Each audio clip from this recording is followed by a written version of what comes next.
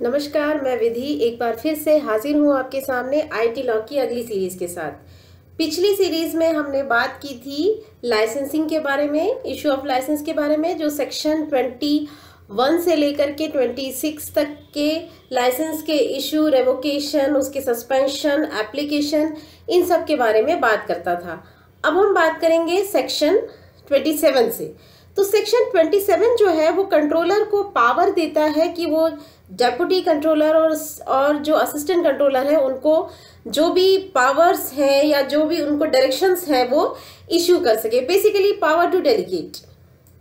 इसी तरह सेक्शन 28 और 29 जो है वो कंट्रोलर को या उसके थ्रू, उसके बिहाफ में कोई ऑफिसर अगर काम कर रहा है तो उनको इन्वेस्टिगेशन का पावर देता है। इन्वेस्टिगेशन दैट मीन्स अगर उनको कहीं इनकंसिस्टेंसी, किसी तरह का कोई एब्स्ट्रक्शन उनको फील होता है या उस तरह की कोई कंप्लेंट्स आती हैं तो वो उसके रिगार्डिंग इन्वेस्टिगेशन कर सकते हैं। और इस इन्वेस्टिगेशन के बीच में किसी कंप्यूटर को, किसी डाटा को एक्सेस करना, ये सारे पावर्स उनके पास होते हैं। दैट मीन्स ऑब्वियसली अगर उनको कुछ इन्वेस्टिगेशन करनी है तो उन्हें कुछ चीज़ें जाननी पड़ेगी, तो ये जानने का पावर उनके पास होता है जो इस सेक्शन के थ्रू इस एक्ट में उनको दिया गया है। इसके बाद सेक्शन 30 से लेकर 38 तक सर्टिफाइंग अथॉरिटी की प्रोसीजर्स के बारे में बात करता है। दैट मीन्स वो किस तरह से वर्क करती हैं, चाहे वो अपना लाइसेंस डिस्प्ले करना हो, डिजिटल सिग्नेचर्स जो वो जिसके लिए वो ऑथराइज कर रही हैं, जिसके लिए सर्टिफाइड कर रही है, उसके लिए वो क्या प्रोसीजर्स फॉलो करेंगी, सस्पेंड किस तरह से करेंगी, और अगर कोई अपना जो सिग्नेचर है उसको वापस लेना चाहता है उसके लिए क्या प्रोसेस फॉलो होगी, ये सारी चीज़ सर्टिफाइंग अथॉरिटी से रिलेटेड जो है इसमें दी हुई है। जैसे कि सेक्शन 30 और 31 बात करता है प्रोसेस के बारे में कि सर्टिफाइंग अथॉरिटीज़ जो हार्डवेयर सॉफ्टवेयर यूज़ कर रही हैं और जिस तरह का वो लाइसेंस इशू कर रही हैं, जो डिस्प्ले कर रही हैं, वो एक सिक्योर फॉर्मेट में होना चाहिए। इस तरह की सर्टिफाइंग अथॉरिटी जो है, और इस एक्ट के जितने भी रूल्स एंड रेगुलेशंस हैं उनको प्रॉपरली फॉलो अप करते हुए ये सारे प्रोसीजर्स जो हैं उनको फॉलो करने हैं। इसके बाद सेक्शन 32 और 33 लाइसेंस के सरेंडर और डिस्प्ले की बात करता है। दैट मीन्स पहली कंडीशन में तो सर्टिफाइंग अथॉरिटी को जो लाइसेंस इशू है उसको डिस्प्ले करना होगा। दैट मीन्स आपने देखा होगा कहीं किसी के पास कोई डिग्री होती है, कोई डॉक्टर होता है, कुछ होता है, तो ऑब्वियसली उनके ऑफिस में या कहीं पर भी वो डिस्प्ले होता है। दैट मीन्स वो लगा होता है। तो एक जो आपका सर्टिफाइंग जो भी आपको लाइसेंस दिया हुआ है उसको आपको डिस्प्ले करना है। दैट शुड बी इन इस तरह के प्लेस में होना चाहिए कि वो सबको दिखाई दे। इसके बाद दूसरा जो होता है वो सस्पेंशन की बात करता है। That means in the form of surrender of licence, मतलब अगर किसी सर्टिफाइंग अथॉरिटी का कोई लाइसेंस जो रिवोक हो गया है, खत्म हो गया है, तो उसको they should surrender that licence. उनको वो लाइसेंस जो है उसको कंट्रोलर को सरेंडर करना होगा। और जहाँ तक सरेंडर की बात है, सरेंडर ना करने पर पेनल्टी और पनिशमेंट्स दोनों होते हैं। दैट कुड बी 6 मंथ और 10,000 और बोथ। सेक्शन 35 जो है इलेक्ट्रॉनिक सिग्नेचर का सर्टिफिकेट इशू करने की सर्टिफाइंग अथॉरिटी के प्रोसेस के बारे में बात करता है कि किस तरह आप एप्लीकेशन देते हैं, फ़ी पे करते हैं, आफ्टर दैट जो है आपका जो भी सारी कंडीशंस फुलफिल आप कर रहे हैं, यानी आफ्टर दैट आपको जो है लाइसेंस इशू किया जाता है। दैट मीन्स आफ्टर दैट आप अपना इलेक्ट्रॉनिक सिग्नेचर सर्टिफिकेट आपको मिल जाता है। उसके बाद अपना इलेक्ट्रॉनिक जो सिग्नेचर है उसको यूज़ कर सकते हैं, उसको आगे उसको एक तरह से ऑथेंटिकेशन मिलता है, उसको लीगलाइजेशन मिलता है। सेक्शन 36, 37 और 38 डिजिटल सिग्नेचर के रिप्रेजेंटेशन, उसकी सस्पेंशन और रेवोकेशन की बात करता है। रिप्रेजेंटेशन मतलब जब आपको डिजिटल सिग्नेचर मिला तो दैट मीन्स एक तरह से आपको वो अथॉरिटी मिल गई, आपको एक तरह का ऑथराइज्ड हो गए, ऑथेंटिक तरीके से अब आप अपना डिजिटल सिग्नेचर यूज़ कर सकते हैं। सस्पेंशन दैट मीन्स अगर आपने कुछ उसमें मिस्टीवियस किया हुआ है, कोई रॉन्ग इन्फॉर्मेशन दी है, उस कंडीशन में वो आपको सस्पेंड किया जाएगा। और रेवोकेशन का मतलब होता है अगर आप खुद अपना डिजिटल सिग्नेचर जो है वो सस्पेंड करना या खत्म करना चाहते, वापस लेना चाहते, तो सर्टिफाइंग अथॉरिटी जो है आपका जो सिग्नेचर है उसको रिवोक कर देगी, मतलब उसको खत्म कर देगी। उसका जो ऑथेंटिकेशन, उसका जो लीगलाइजेशन हुआ है वो सब जो है वो आपका खत्म हो जाएगा, सस्पेंड हो जाएगा। 39 सेक्शन 39 जो है वो रेवोकेशन और सस्पेंशन दोनों की नोटिस की बात करता है। दैट मीन्स कुछ भी चीज हुई है तो वो पब्लिकली शो होनी चाहिए, चाहे वो आपका डिजिटल सिग्नेचर शो हो रहा हो या रिवोक हो रहा हो या सस्पेंड हो रहा, वो शो होना चाहिए, समझ में आना चाहिए। तो एक नोटिस के थ्रू जो है सर्टिफाइंग अथॉरिटी उसको शो ऑफ करेगी कि ये so and so digital signature जो है वो रिवोक है या सस्पेंडेड है, वॉट एवर। सेक्शन 40 और 40A जो है वो जो सब्सक्राइबर है उसकी इलेक्ट्रॉनिक सिग्नेचर सर्टिफिकेट के रिगार्डिंग ड्यूटीज और प्राइवेट की जो है उसके जनरेशन की बात करता है। दैट मीन्स अगर आप ऑथराइज्ड हैं तो आपको पब्लिक की, प्राइवेट की जिसकी हमने बात की थी वो आपको जनरेट की जाएंगी, और सब्सक्राइबर की ड्यूटीज होंगी कि जो भी आप उसको सर्टिफिकेट इशू किया जा रहा है वो प्रॉपर जिस भी फॉर्मेट में जिस तरह के जिन रूल्स एंड रेगुलेशंस के अंडर उसको वो इशू किया जा रहा है उसको वो फॉलो अप करें।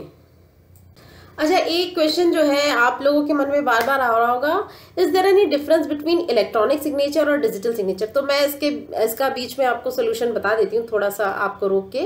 देखिए, इलेक्ट्रॉनिक सिग्नेचर जो होता है, जैसे कि कोई इलेक्ट्रॉनिक डॉक्यूमेंट है उस पर एक सिग्नेचर अटैच्ड है, दैट मीन्स उसमें पहले से एक सिग्नेचर लगा हुआ है, that means it is the part of that particular electronic record, तो वो एक इलेक्ट्रॉनिक सिग्नेचर है।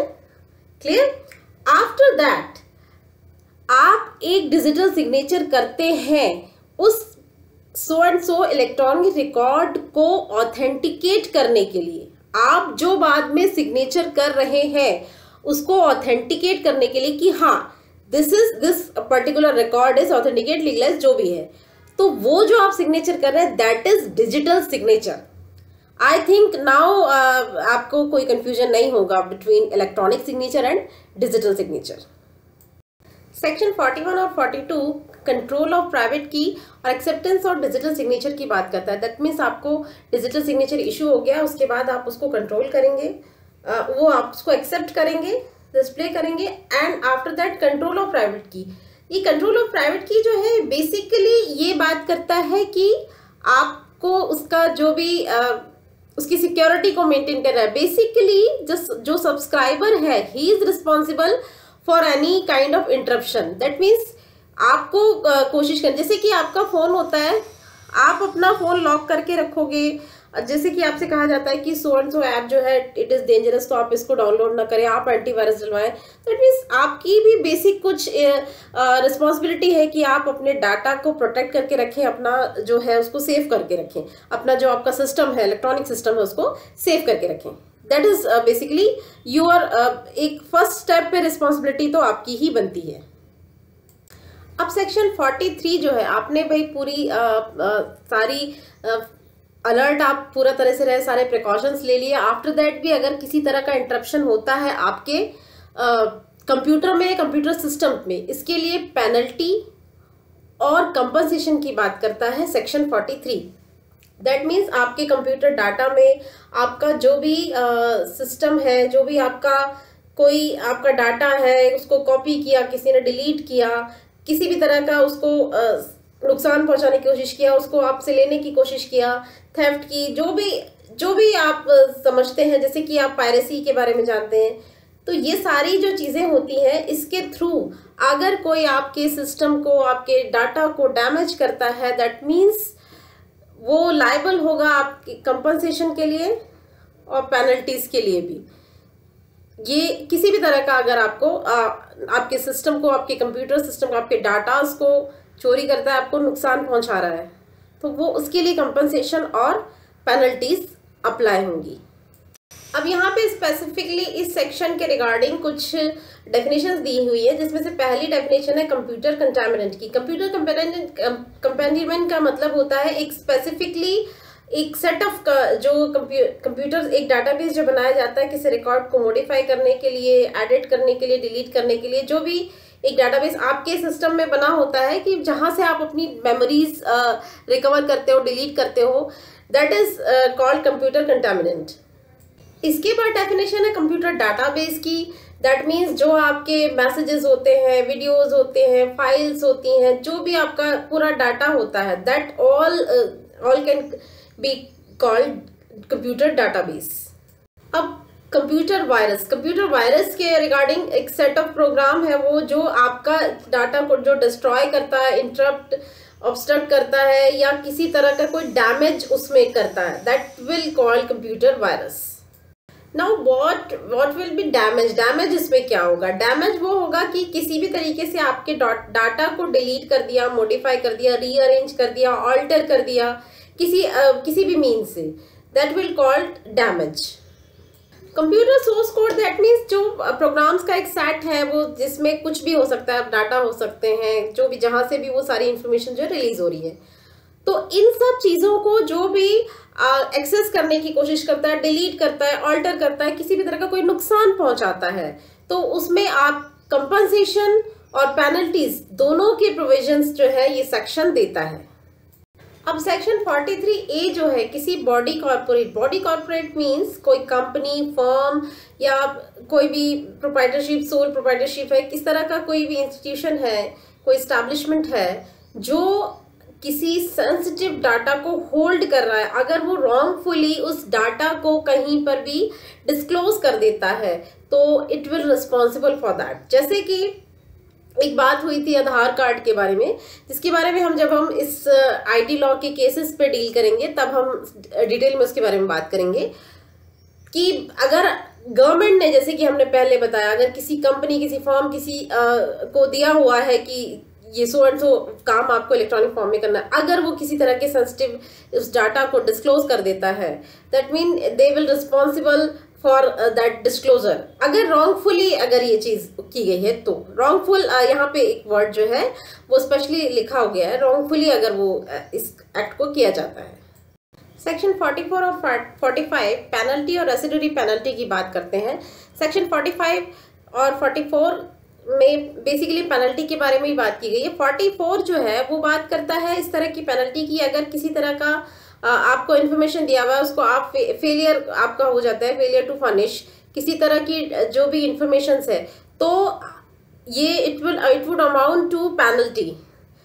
It can be 1,25,000 whatever prescribed.